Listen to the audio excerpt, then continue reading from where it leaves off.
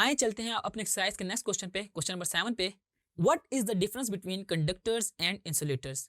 तो इसमें फिर डिफरेंस आ गया, तो आपने डिफरेंस में वही करना है कि आपने कॉलम बनाना है, लेफ्ट साइड पे कंडक्टर और राइट साइड पे आप इंसुलेटर को एक्सप्लेन करेंगे। तो आइए स्टार्ट करते हैं। कंडक्टर में सबसे पहले आपने ये बता देना कि material which permits the electric current और heat to pass through it, कि ऐसा मटेरियल जो अपने अंदर से इलेक्ट्रिक करंट या हीट को गुजरने दे वो हमारे पास कंडक्टर्स कहलाता है। अगर इंसुलेटर की बात की जाए तो रिस्ट्रिक्ट द इलेक्ट्रिक करंट और heat to pass through it, ठीक है।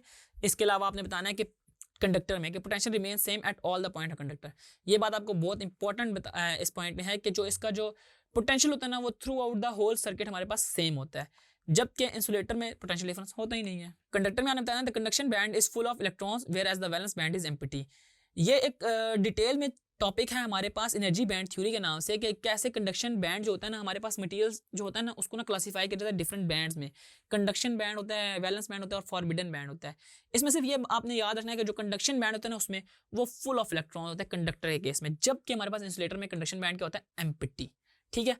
और आप इसके अलावा ना कुछ एग्जांपल्स दे सकते हैं कि आयरन, एल्युमिनियम, सिल्वर, कॉपर वगैरह जो है हमारे पास कंडक्टर हैं, जबकि इंसुलेटर में हमारे पास रबर, वुड और पेपर हैं। तो यूं आपने अपने क्वेश्चन को एक्सप्लेन करना है कि लेफ्ट साइड पे कंडक्टर के पॉइंट्स लिखने और राइट साइड पे इंसुलेटर के, और उसकी कुछ एग्जांपल्स भी लिख देनी है।